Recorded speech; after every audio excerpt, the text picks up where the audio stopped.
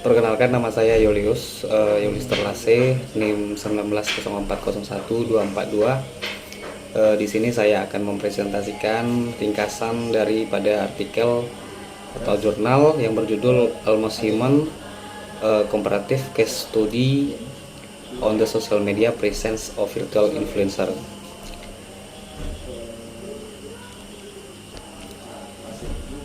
Tujuan daripada penelitian ini adalah si penulis menganalisis perilaku postingan dan reaksi terhadap sosial media seperti influencer yang aktif di platform media sosial yang populer melalui postingan teks dan emoji selama 11 bulan.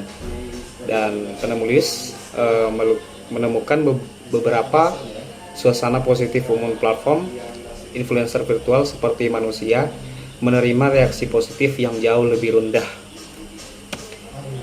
Untuk memahami contoh khusus dari interaksi agen virtual manusia ini, pertama-tama penulis memperkenalkan konsep influencer.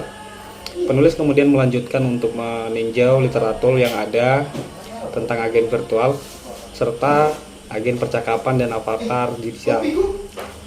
Karena influencer virtual dapat dipahami sebagai campuran dari konsep yang sering dapat dipertukarkan, dan karena tinjauan penulis menunjukkan potensi penerimaan dan penolakan agen virtual di jaringan manusia, kemudian penulis menyajikan studi kasus online, eksplorasi, dan membandingkan perilaku posting dan reaksi terhadap influencer tersebut.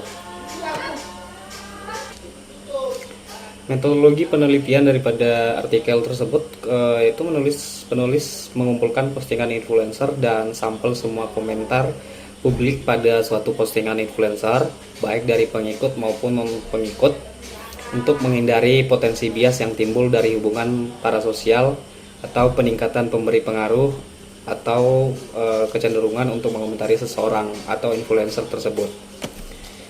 Kemudian penulis juga mencatat kontroversi seputar penggunaan data online yang tersedia untuk umum.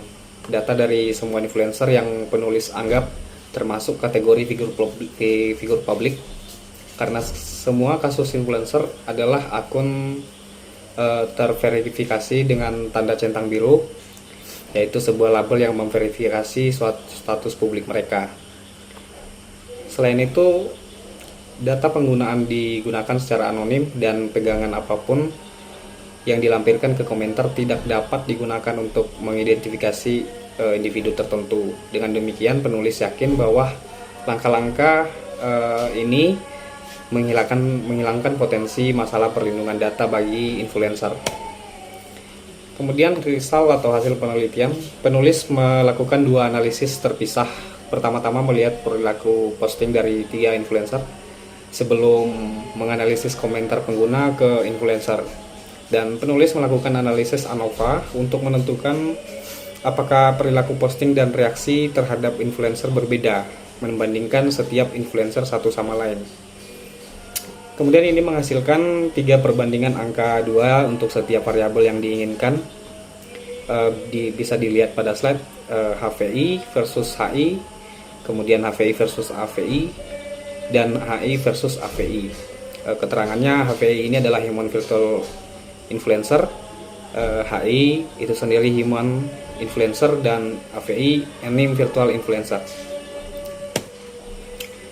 Lalu kemudian penulis mengemukakan bahwa agen virtual dapat berfungsi sebagai pengganti influencer yang layak, mengatasi masalah etika dan praktis yang dibahas sebelumnya.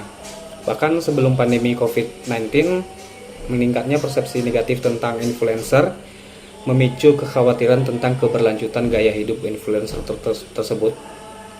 Nah, setelah krisis ekonomi akibat pandemi yang dihadapi banyak merek dan konsumen saat ini, influencer virtual dapat menghadirkan peluang unik. Pertama, karena mereka tidak terpengaruh oleh kecemasan atau isolasi atau depresi yang disebabkan oleh ketidakpastian pada saat pandemi COVID-19, mereka mungkin dapat terus membuat konten reguler. Selain itu, meskipun media sosial telah datang untuk mengurangi kurangnya kelangsungan bentuk iklan lain dalam iklim saat ini, kemewahan dan keseharian yang dikaitkan dengan postingan influencer sekarang kurang dapat diterima. Bagaimanapun juga, kepalsuan influencer virtual memungkinkan mereka memposting konten yang berfungsi sebagai pengalih perhatian bagi pengguna atau penonton. Misalnya mengunjungi toko makanan selama pandemi untuk bertujuan sebagai influencer dan mengiklankan makanan tersebut. Nah, demikian hasil ringkasan dan presentasi saya. Semoga dapat dipahami. Akhir kata saya ucapkan terima kasih.